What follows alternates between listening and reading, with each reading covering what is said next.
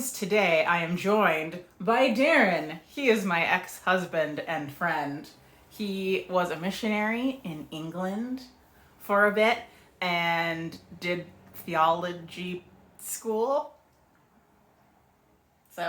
Religious studies. There you go. Religious studies. And today we're just going to have a random chat about Christianity and how it tends to be seen as like conservative Christianity. Like when someone says, I'm a Christian, like in my head, even as a Christian, I'll be like, oh, like I might think a person's a little Trumpy, might think they're a little like I don't know, that they're like super pro-life, that they're very like nationalistic, and all these different things that I feel like is not super loving or accepting, like maybe a little judgmental. What are your thoughts? Well, on that theme, I guess, and the real, Christianity being very Trumpy, Trump couldn't possibly be more antithesis of okay, so let's start with Jesus. Who was Jesus? He was the son of God, yo. Yeah, but who was Jesus the man? He sat with sinners. He hung out with all the people that were like considered not great, or people like. So yeah. I like to think that he would. I like try to think of who he would sit with, like who are shunned people. He'd totally be with like sex workers and all sorts of like. Yeah, she did sit with sex workers. Well, he did, so he totally would nowadays. Like cam girls, he'd sit at the cam girl table. Yeah, he would probably hang out with a bunch of what is that thing? The thing that's popular now. OnlyFans? That's it. Yes, he'd probably be hanging out with performers of OnlyFans. Ooh, okay. Yeah, he wouldn't be like wouldn't be saucy, honestly, but he would just treat them like people. Yes. In fact, actually, in my own job, I work in finance, but I actually do have dancers. We'll go with that word as clients. I would like to think that my way of behaving with them is how Jesus would behave with them, just treating them as people. Yeah. Yeah. That's helpful. So, how to break down right-wing Christianity? It's a cult. Honestly, it's a cult. It is not. It has no connection with the gospel teachings in the Bible. None. Zilch. Nada. Not anything.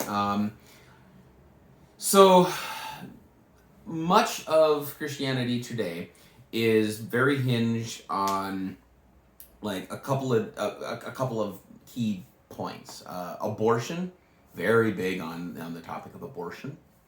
Also, for some weird reason, capitalism, which makes very little sense as a tenet of a faith. You can do it all by yourself. Don't get government help. Yeah. No handouts. That kind of a thing. Yeah. Okay. It isn't actually compassionate to help the poor by giving them money. It's better to give a hand up than a hand out, and you gotta pick yourself up by your bootstraps, which started as a joke. Pick yourself up by your bootstraps started as a joke. You can't pick yourself up by your bootstraps. That's part of the joke. You can't do that. Unless you are hopping. Even if you're hopping, you're jumping. So, got something in my eye. But it's the right-wing Christianity is very judgmental. It's very externally focused. I'm better than that person over there because they're doing this thing that I disapprove of. So I'm obviously better than them. Which also goes directly against gospel because don't try to take out the speck on your brother's eye when there's a plank in your own eye. Rings a bell. Or judge not lest ye be judged. Also rings a bell.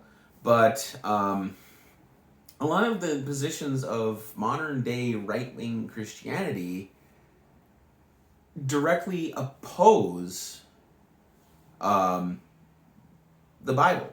In fact, even the Old Testament, like the whole debate about abortion.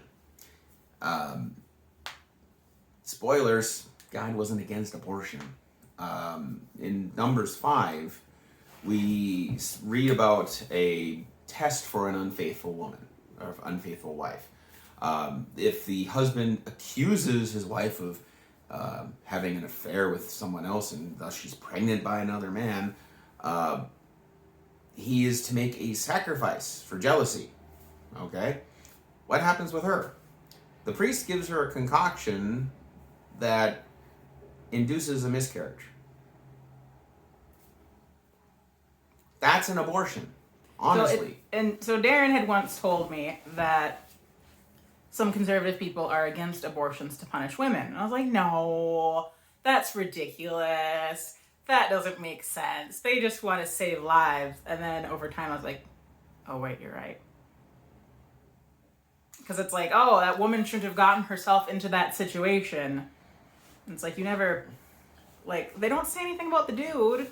No, That's the thing. It's like, if conservative Christians were really worried about abortions, they would just make vasectomies or is that vasogel? There's a reversible like vasectomy Yeah, type thing. there's It's not approved here yet, but apparently they use it in Europe. There's a gel that you can inject into the vas efferens that's actually it's effective. It works, and where it's approved, it's kind of interesting that you can inject something into the male bits to stop them from being able to make kids, but that's not the focus. Otherwise, if it really was about preventing abortions, just preventing unwanted pregnancies would probably be a focus.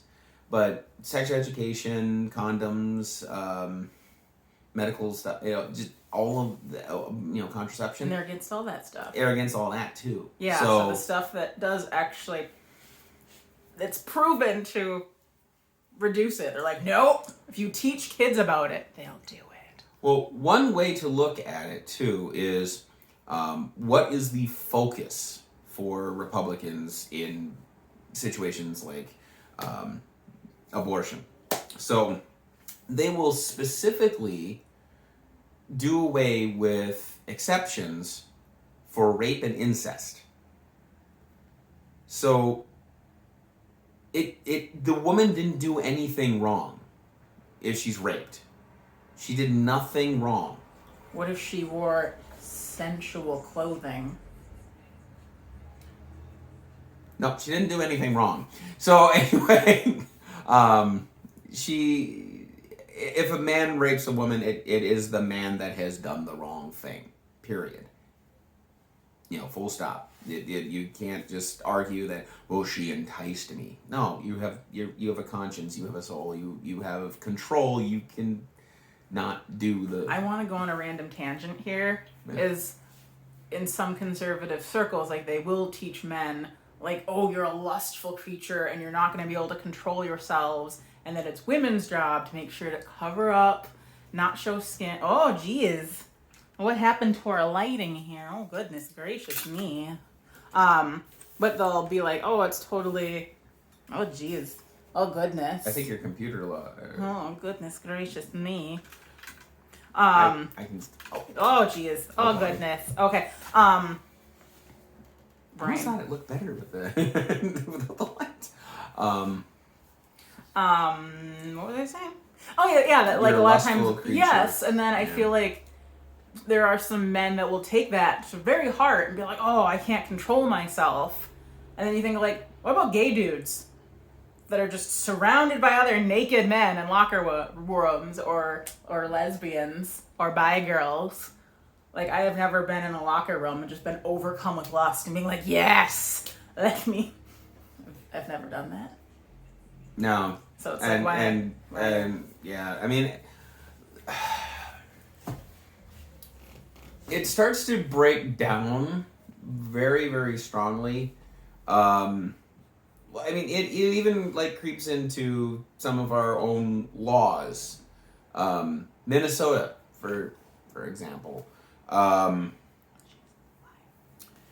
So the Supreme Court in Minnesota recently made a ruling on a rape case, and they basically ruled that it wasn't rape, that she hadn't been incapacitated because she got drunk herself. Somehow, because she imbibed the alcohol of her own free will, it wasn't rape when some guy basically forced himself on an unconscious woman who was drunk. No bueno. No, that's still, she can't give consent. Without consent, it should be rape, period. That's the entire argument, that's the entire concept of rape. It's unconsensual. So if it's unconsensual, it's unconsensual. If a woman's unconscious, she can't give consent. If a woman has been drugged, she can't give consent. If she's beaten up, she can't give consent, and so on and so forth. So in this case, she didn't give consent, but because, evidently drinking alcohol is tacit consent, and men can't control themselves, which, spoilers, we can control ourselves. We definitely can. No, it wasn't rape. So sucks to be her, I guess. And yeah, it is jacked up. Almost as bad as the fact that Minnesota rapists can sue for consent, for custody of babies that they made when they assaulted a woman. It's kind of gross. That's disgusting. That's not just kind of gross. That's absolutely terrible. Yes. That's possibly one of the worst things in Minnesota. That and the 16-year age of consent. That's also kind of bad. Huh. Yeah. Anyway, Minnesota's got some splaining to do, so to speak. Oh, we get off on a tangent on this part of it. So what do you think, like, how do you think that conservative Christianity became kind of the face Christianity? of Christianity? Yeah. Because, so I love to follow, there's a lady named Brenda, and she has a channel called God is Grey, and she's a very progressive Christian, and I love her stuff. And watching it, I was like, this is an option? Because I totally thought it was either or. I thought I could be, like, Christian or, like, be non-judgmental and, like, feel like God loved me. I felt like it was either just, like, all this judgment and anger and criticism or like, not being Christian. I was like, wait, what? Well, interestingly enough, that was Christianity for a very long time. It really was actually the influence of, okay, this is going back now, but this really was the influence of the Romans. The Roman Empire, actually. In fact, the Holy Roman Empire is really where this kind of conservative Christianity started to kind of form. And yeah, that's going back hundreds of years. The early church was actually far more liberal. It was also basically pushed and kind of spread through Europe, mainly because of women. I mean, women aren't allowed to be leaders of the church. They can't have women priests in the Roman Catholic Church, except there were women leaders in the original, like, old school, young church, in the original church. There were women leaders. It's kind of telling that just the concept that, to point out, well, Jesus first went to the women in his entourage of of close confidants. And before he went to the men, the disciples, he told Mary Magdalene before he told Peter. That's kind of a mind-blowing thing, but it was such a patriarchal society, like way more so than even now, which is interesting. Women weren't allowed to own property in ancient Israel, and in they fact, were property. Basically, yeah. You were the property of your father until your father, essentially sold you off to some other family to marry their son so that you could be the property of him. Yeah.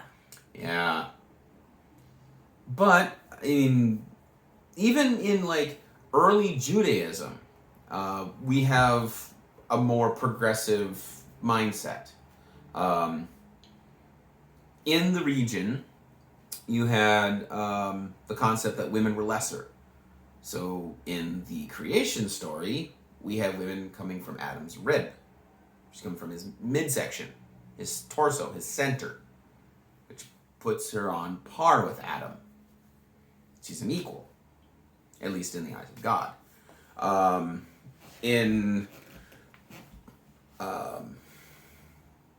had another example I was going to think of here. It'll come later. But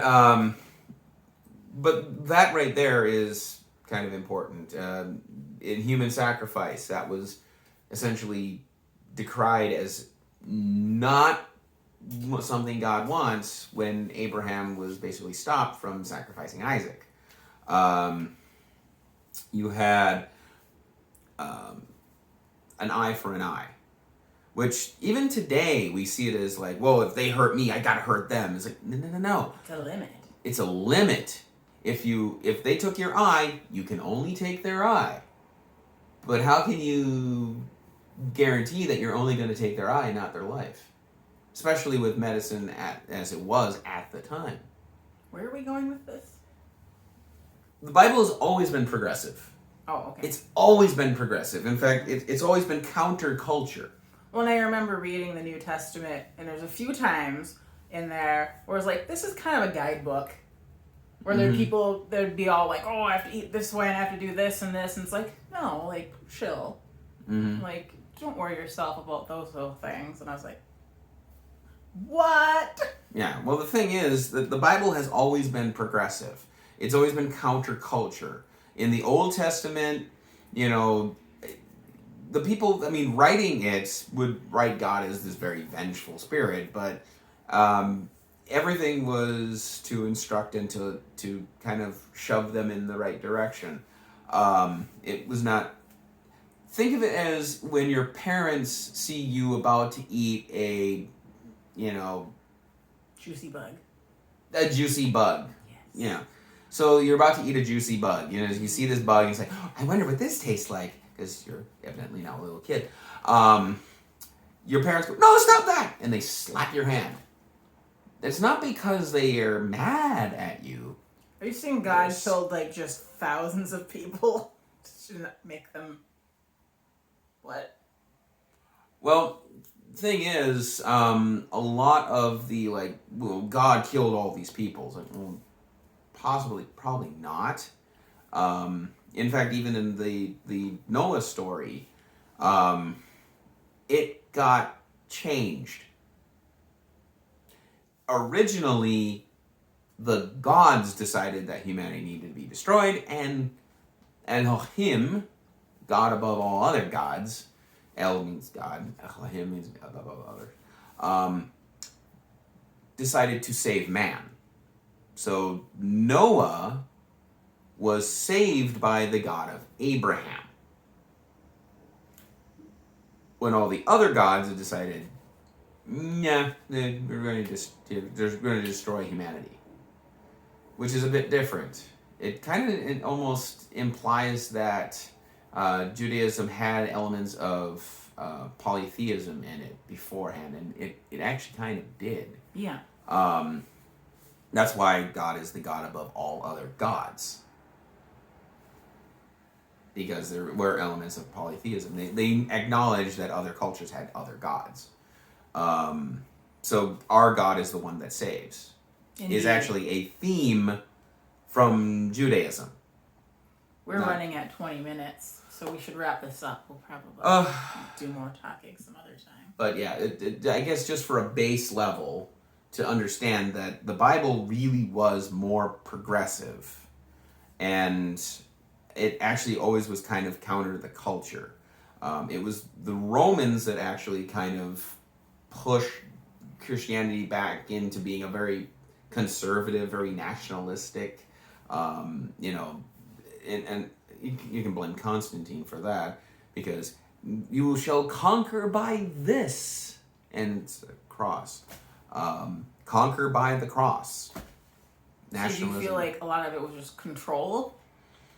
To a certain degree, yes. In fact, I think that the largely literate papacy enjoy being able to dictate to illiterate peasantry what they could do and what they needed to do. Plus, it made them very, very rich, which is the reason why the Vatican became one of the richest entities in the ancient world. That makes sense.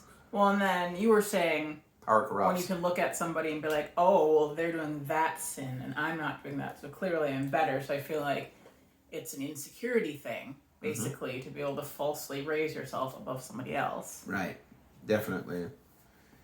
Because usually, and then, yeah, because like... We can do probably a lot of these. Yes. Because generally insecure people are the ones that are going to be the most judgmental, because they're judging themselves and they're going to want to judge somebody else to try to make themselves feel better. Yeah. Even though in the long run it does not help. Yeah. And at a future time, we'll probably get into homosexuality and Palestine. Those will be fun topics. Yay, good times. All right, thanks for joining us, Dear Bear. You have a wonderful day, and we'll see you later. Okay, bye.